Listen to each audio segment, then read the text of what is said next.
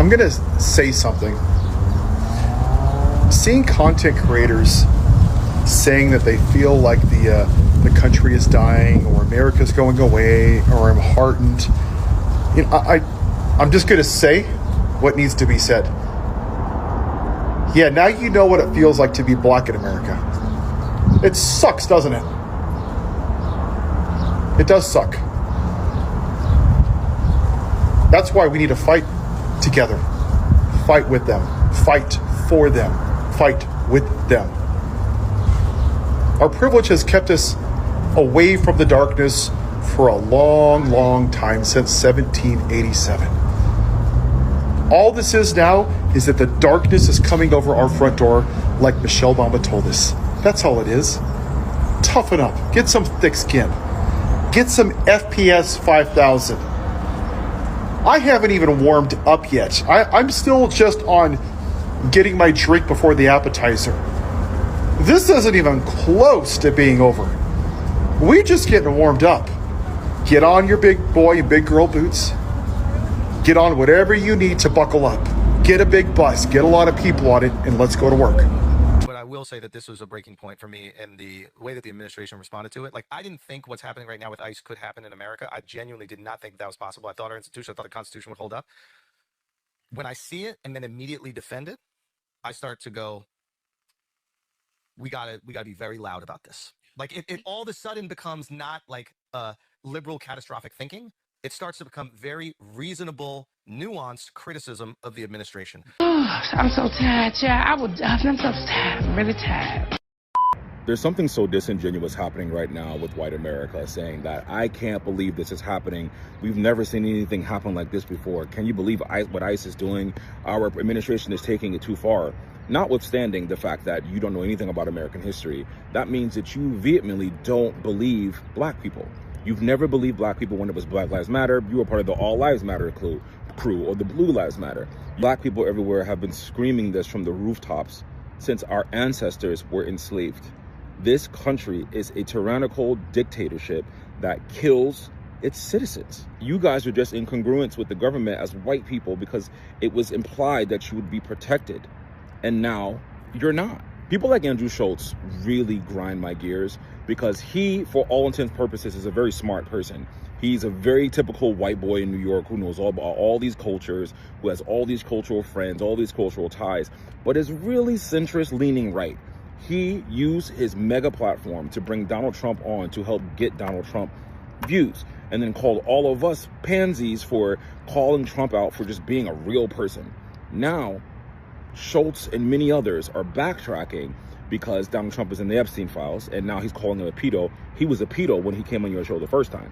And now ICE is killing white people at the behest and command of the government.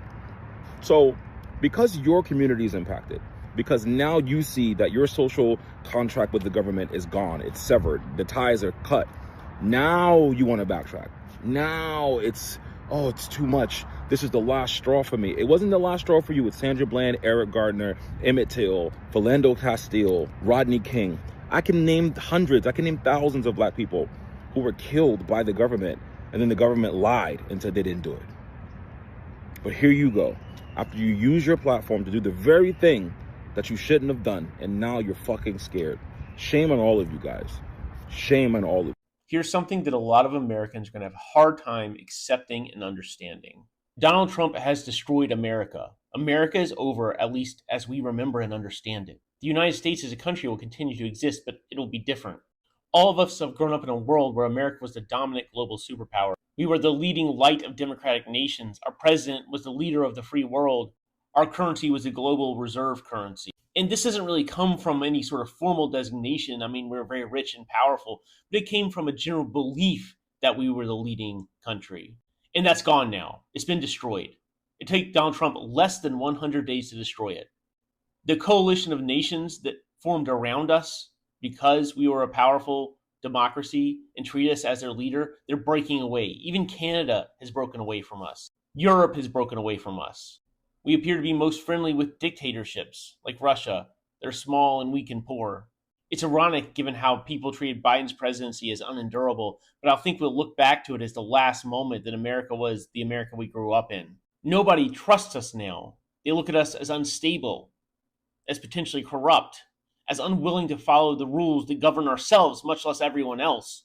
They look at us as dangerous. We could turn on them, impose tariffs. We could even attack them militarily, even our allies. We could try to annex their territories.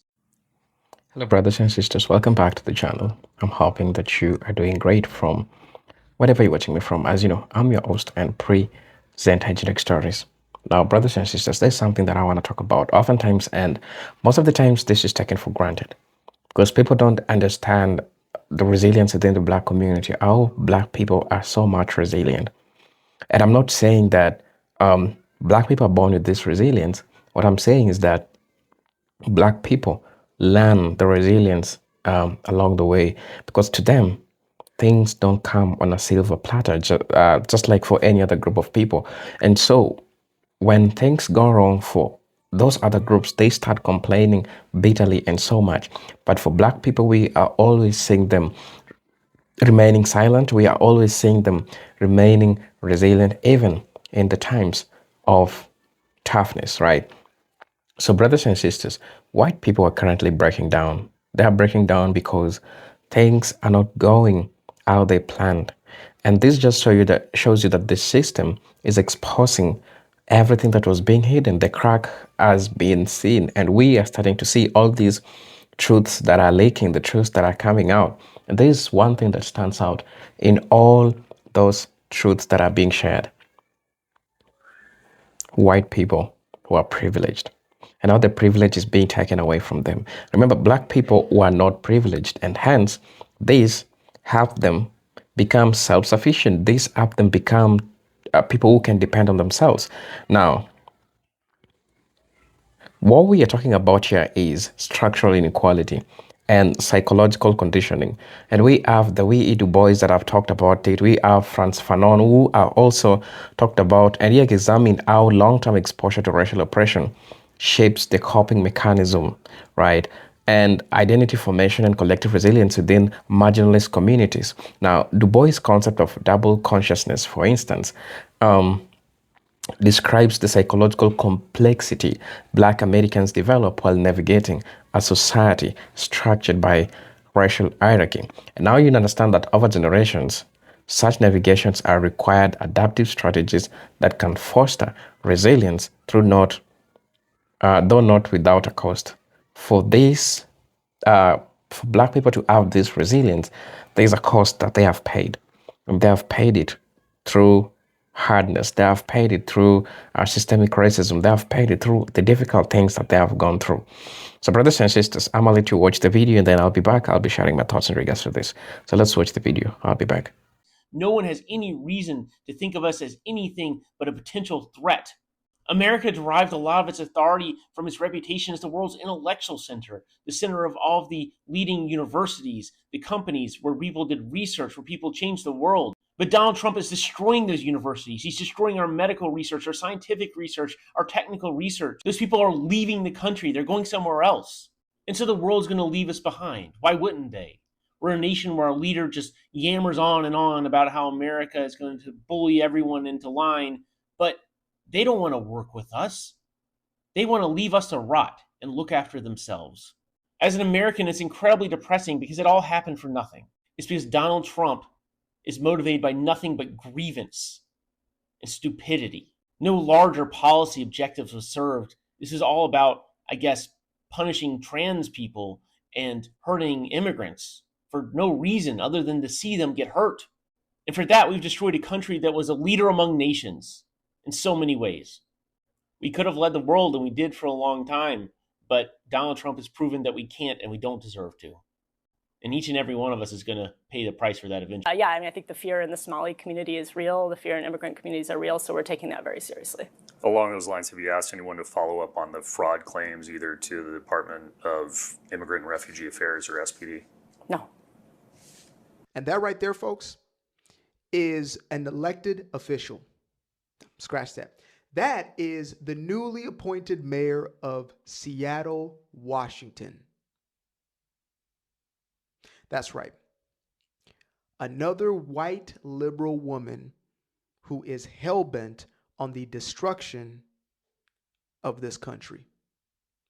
See, instead of focusing on criminals, fraudsters, those who are taking advantage of our welfare system, she is more concerned with the hurt feelings of the fraudsters, the criminals, the people playing the system. That's who she's concerned about. In 2014, white men were 31% of American medical students. By 2025, they were just 20%.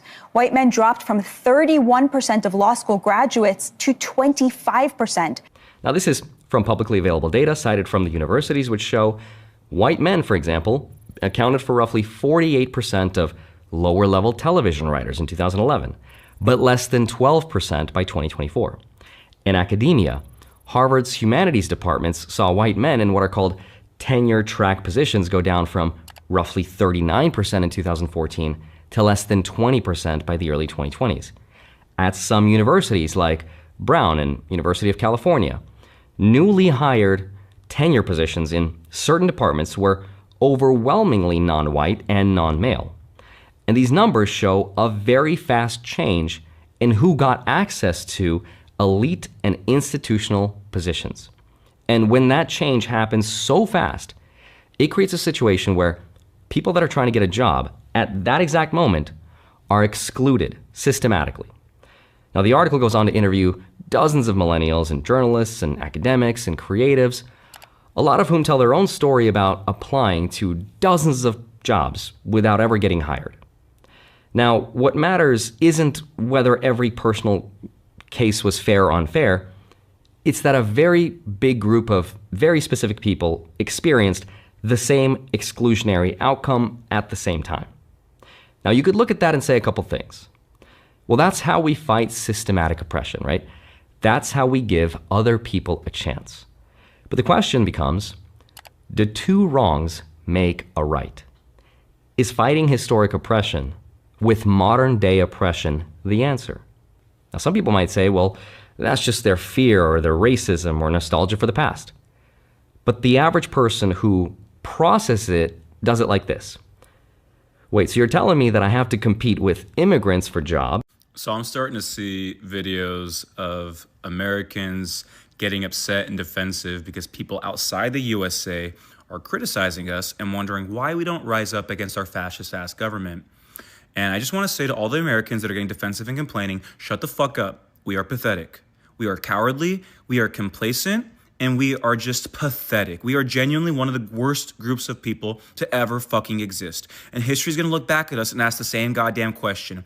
Why were so many of us so willing to sit by, keep our heads down, and watch this shit happen right the fuck in front of us? We are only 4% of the global population. There are 8 billion people out there, and we impact almost every single one of them to some degree. Okay? We are the motherfucking bad guys. We impact the entire globe. Our foreign policy literally kills tens of millions of people if you look at the last decades, century. But like, this is a historical truth. This is a truth in the moment. This is objective fucking reality. And there is no excuse good enough that you could offer up to people outside this country who we are fucking every single day that would rationalize why we're not rising up against this shit. We are the bad guys, and we deserve all of the motherfucking criticism and so much more that is coming our way right now. I'm sorry that you're just now waking up to the reality of what the fuck we are, what the fuck you live in, and how much we impact people. But when they say that our problems inside this country are small compared to how we impact the globe, they are right. Our internal policies impact 4% of the world. But guess what? We impact 8 billion people. The other 96% of people that don't fucking live here, they are still impacted by what we fucking do.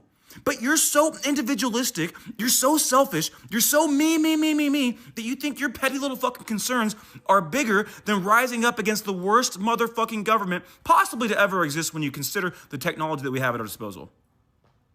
When you consider how embedded we are within the financial system across the world. When you consider the reach of our fucking military and its global presence. We are arguably the worst group of people to ever to fucking exist when you consider our impact. So we deserve all the fucking criticism. And if you don't like that shit, I can only assume it's because you're not doing enough. Y'all want to know one real reason why America's crashing out like crazy right now? Mediocrity don't hit like it used to, baby.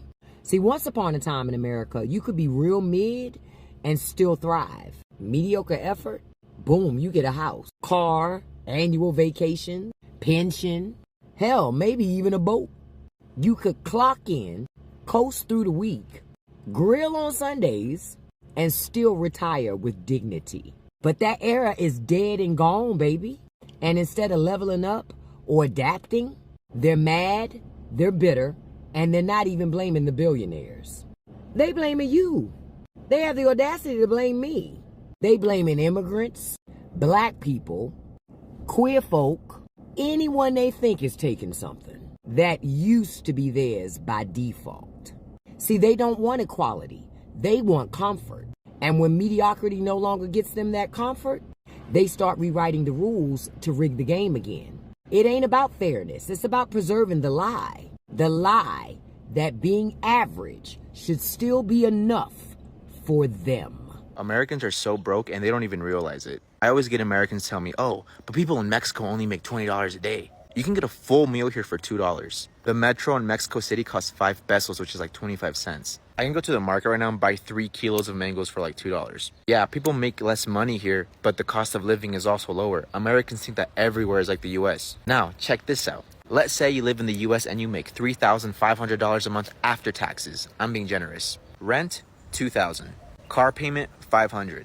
Car insurance, $200. Health insurance, $200. Phone bill, $100. Wi-Fi bill, $50. Light bill, $150. Water bill, $100. What's the point of making more money if you don't get to keep any of it?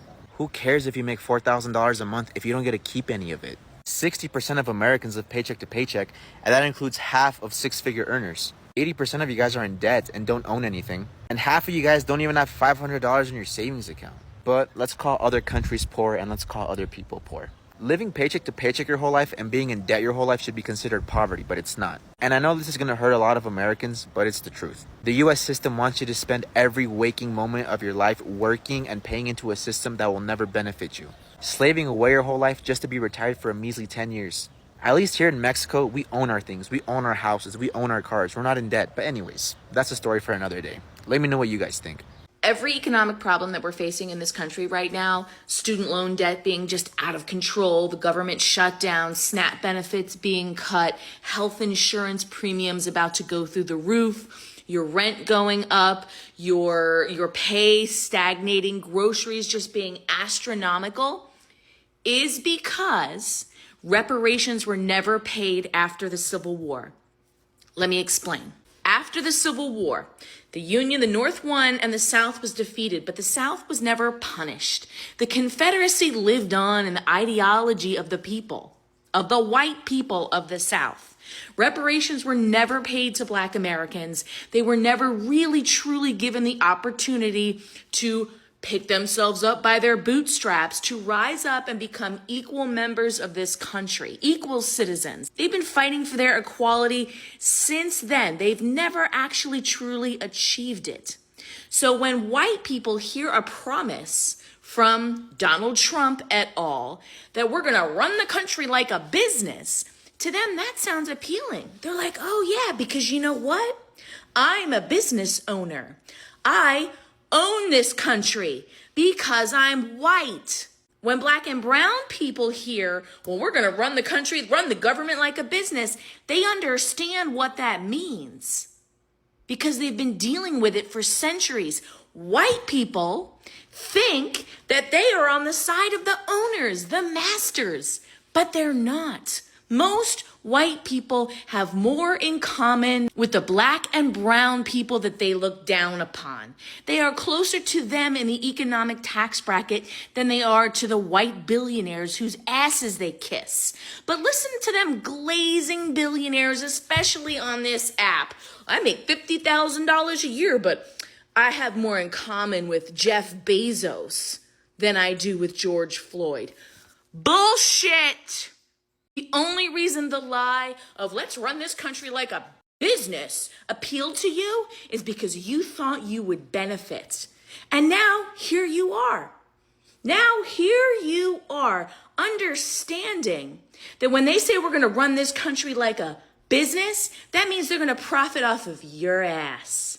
That means that if you take $100,000 loan out to go to college, you will be in debt to the federal government until the day you fucking die. You borrowed 100 grand, prepare to repay 300 grand. Because they're running the government like a business now. And guess what? You're a customer, not an owner. The government exists to serve us, not to profit off of us. And we will continue to have these problems until y'all get your fucking minds right. I got a letter recently that my property taxes are going to go up $600 a year from now on. I got a letter that my homeowner's insurance is going up $60 a month. My propane company sent me a letter that my propane is going to double this year. They just came and filled up my tank. It was $1,000.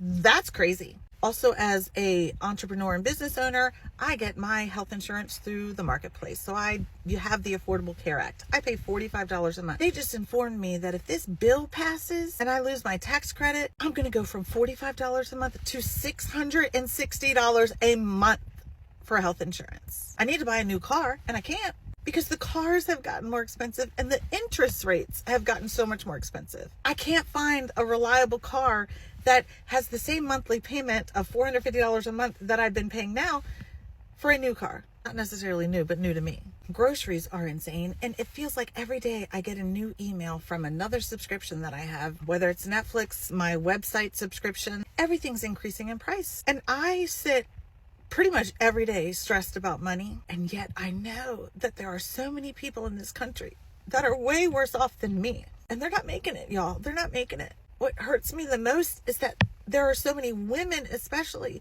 that just cannot afford to leave abusive homes and they have to stay in it because of this economy. So are we great again, America? Like, is this what you voted for? Meanwhile, they all sit there in DC, not feeling any of these pressures, not doing anything about it, not giving a shit about the American people. I have been extremely poor and I have been extremely wealthy. And I know from firsthand experience that the wealthy people don't notice it. And most people are pretty self-absorbed and aren't thinking about other people anyway. So we got to talk about this more. We got to raise hell. We have to let DC know that this is not acceptable. Regardless of your party, we have got to help each other. I'm in my greenhouse planting some vegetables. And I'm thinking about all these farmers that's losing the farms. All them white farmers.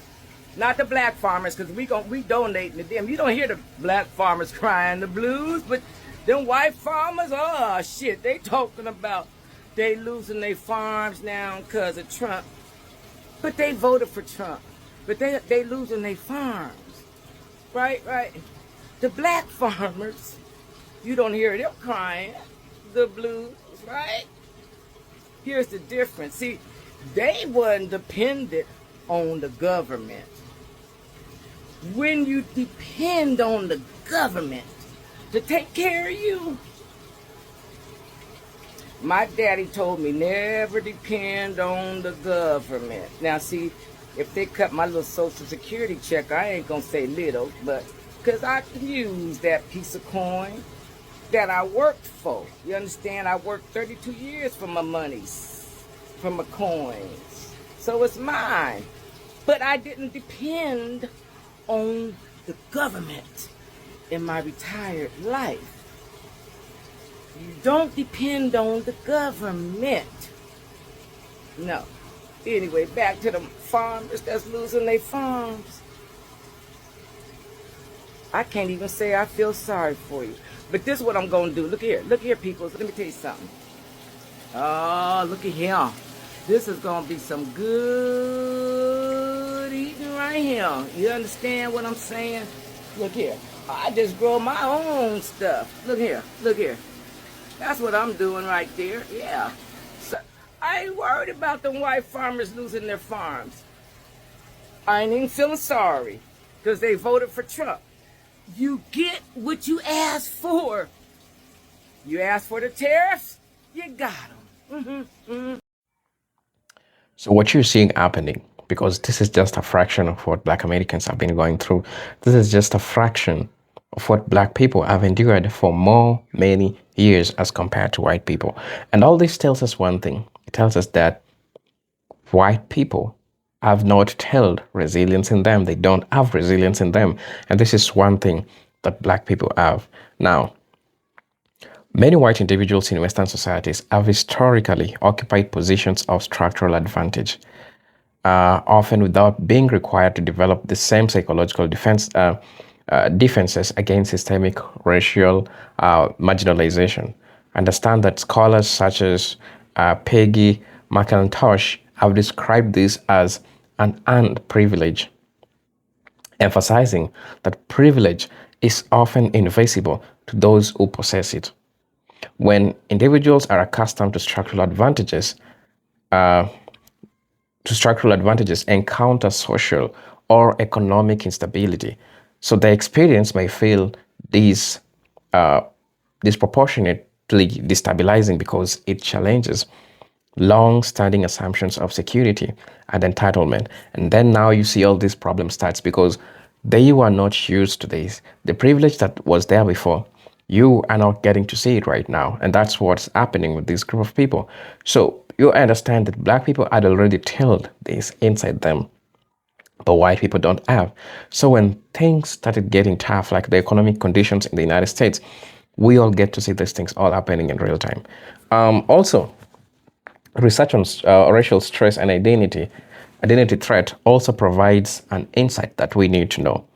Robin DiAngelo introduced the term white fragility, right, to describe defensive reactions some white individuals exhibit when confronted with racial discomfort. So while the term is still debated, all this shows a deeper psychological principle. When a dominant group identity is questioned or destabilized, individuals may experience heightened stress responses. So these reactions are not necessarily evidence of weakness, but they are rather indicators of unfamiliarity with systemic marginalization. And meanwhile, the Black communities have historically developed cultural, spiritual, and communal mechanisms to survive under conditions of exclusion, to survive under the conditions of segregation and also violence. Because remember, Black people have been exposed to all these problems that you are seeing. So from Reconstruction to the Civil Rights era, collective institutions such as churches, mutual aid societies, and historically Black colleges and universities have provided buffers against systemic harm. Understand leaders like Martin Luther King Jr. and Malcolm X articulated philosophies of resistance that combined political analysis with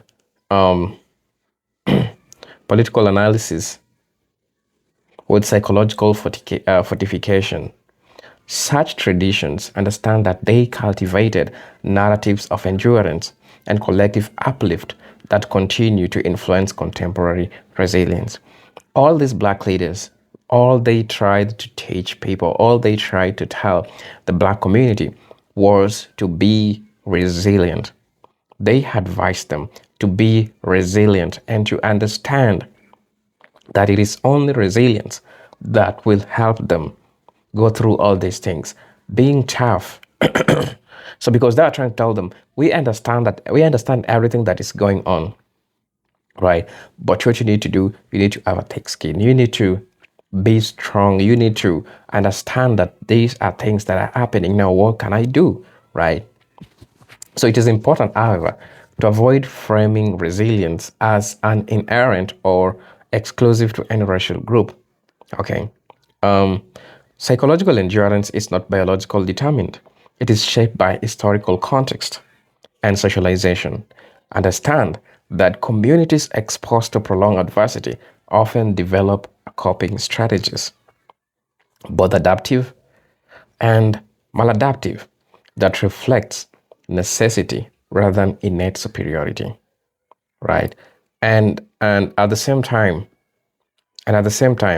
that conversely, individuals shielded from certain stresses may initially struggle when encountering them for the first time. And this is what is happening to the white people.